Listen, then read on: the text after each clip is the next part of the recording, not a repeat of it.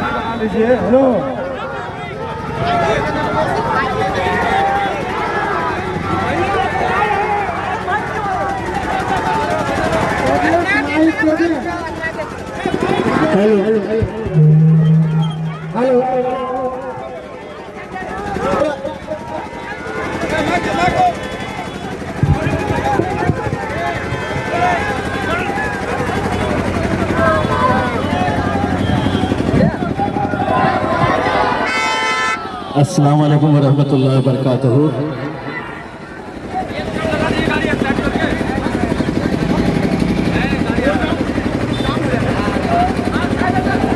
मैं आप लोगों की ये दीवानगी देख इतना तो आज शाम में असद साहब को ये बता सकता हूँ कि साहब वैसी तो निकल गई है इंशाअल्लाह। गुलाम सरवर साहब, ये ऐसी दीवानगी, ऐसा जोश से नौजवानों का जज्बा मैंने हैदराबाद में देखा था और अब वैसी में देख रहा हूँ।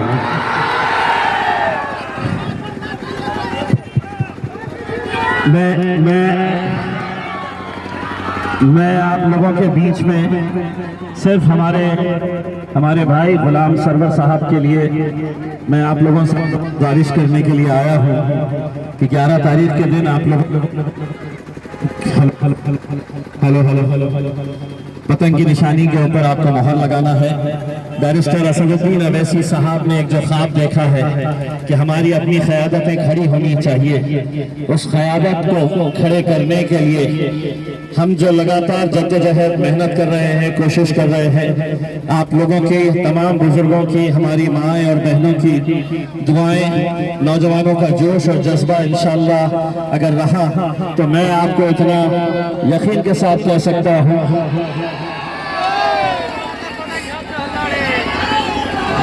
सिर्फ मेरी एक जाती ख्वाहिश है और मैं आप लोगों से कहना चाहता हूँ कि पिछले 10 दिनों से लगातार हम अलग अलग जहाँ पर भी मजलिस के उम्मीदवार हैं वहाँ पर जाकर लोगों को ये बता रहे हैं कि आज के इस वक्त में, आज के इस दौर के अंदर हमारी अपनी क़यादत खड़े करना कितना जरूरी हो चुका है। मैं 11 तारीख के दिन आप अपने एक वोट का इस्तेमाल करिए और 14 तारीख के दिन जब नतीजे आए तो हमारी ये दिली ख्वाहिश है कि ये जश्न सिर्फ बिहार नहीं बल्कि पूरे हिंदुस्तान में मनाना चाहिए। और बैसी की आवाम की तरफ से मैं यकीनन मुतमईन इस बात से हूँ क्योंकि मैं नौजवानों के चेहरे को पढ़ रहा हूँ, उनकी आंखों के अंदर देख रहा हूँ, उन्हें ये बात अच्छी तरह से समझ में आ चुकी है कि पिछले 76 सालों तक गैरों के पीछे हम दौड़ते थे, अब मेरा अपना भाई आया है, लिए लड़ूंगा। मैं सरवर आलम को मैं कोचा धामन के अंदर काफी दिनों से था तो वहां पर सरवर आलम साहब है, यहाँ पर गुलाम सरवर साहब, और महाराष्ट्र में भी ऐसा ना हो जाए कि मैं वहां पर जाकर लोगों को ये बोलूं कि इम्तियाज जलील की जगह सरवर आलम को दे दीजिएगा, गुलाम सरवर को दे दीजिएगा करके मेरे इतने जहन के अंदर ये बातें। फिर मैं आप लोगों से सिर्फ यही इल्तिजा करने के लिए आया हूँ, अभी एक जलसे के अंदर जाना है, लेकिन गुलाम सरवर साहब ने बताया कि आपको थोड़ी देर यहाँ पर रुकना है, उसके बाद मुझे कोचा धामन में जाके 5 जलसे हैं और फिर रात में कहाँ पे है? किशनगंज में एक जलसा है रात में। तो मैं आप लोगों को यकीन दिलाता हूँ कि इंशाल्लाह अभी अगर हम ज्यादा वक्त नहीं दे पाए हैं तो इंशाल्लाह 14 तारीख के बाद जब गुलाम सरवर साहब की जीत का जश्न मनाया जाएगा तो जश्न में हम यकीनन आएंगे। ज्यादा ज्यादा वक्त इंशाल्लाह जीत के जश्न में देंगे। अभी उस जलसे के अंदर जाना है और कुछ लोगों का हिसाब चुकता करना है वहां जाकर, जब फड़ सुना यहाँ पर आकर।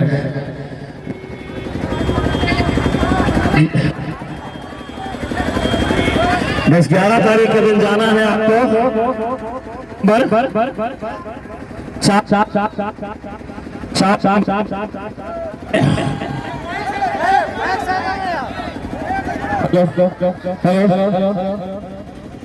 कोई आरजेडी वाला बैठा है कि माइक के अंदर? नहीं ना? काहे मेरी आवाज बंद कर रहा है? तो 11 तारीख के दिन 7 नंबर का बटन निशानी पतंग वहां पर जाने का है और खटाखट खटाखट खटाखट खटाखट इंशाल्लाह 14 तारीख के दिन जिस मेरे गायब बैरिस्टर असदुद्दीन अवैसी साहब को एक पैगाम दिया था कि तुम्हारा क्या वजूद है बिहार के अंदर, तुम्हें कौन साथ देने वाला है, मजलिस का यहाँ पर तो कोई वजूद ही नहीं है। इंशाल्लाह 14 तारीख के दिन जब नतीजे आए दुआ करिएगा कि वो वक्त आ जाए कि हमारे जितने एमएलए सुन के आए उस जहर हुकूमत बन ही ना सके।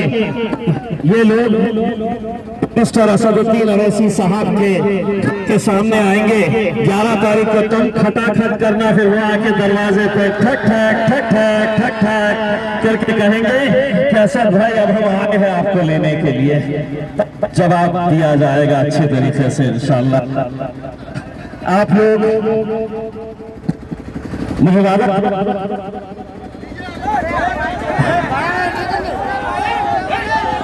हेलो हेलो हेलो हेलो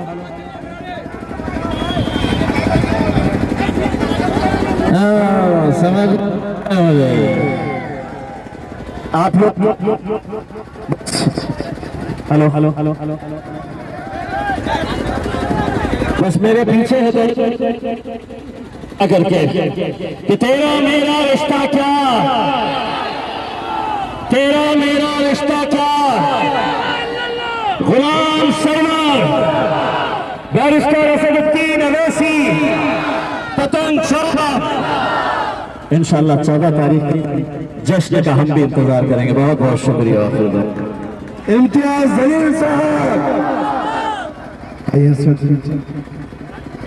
पतंग असदुद्दीन अवैसी सर, बहुत बहुत शुक्रिया आपका। हम अपने तमाम नौजवानों के तरफ से आपका सिमलवाड़ी के सरजमीन पर इस्तकबाल करते हैं और आपको शुक्रिया अदा करते हैं कि आप यहाँ पहुँच के मजलिस तमाम तर साथियों का बहुत बहुत शुक्रिया, बहुत बहुत शुक्रिया। थोड़ा रास्ता दे दीजिए, 2-3 प्रोग्राम है।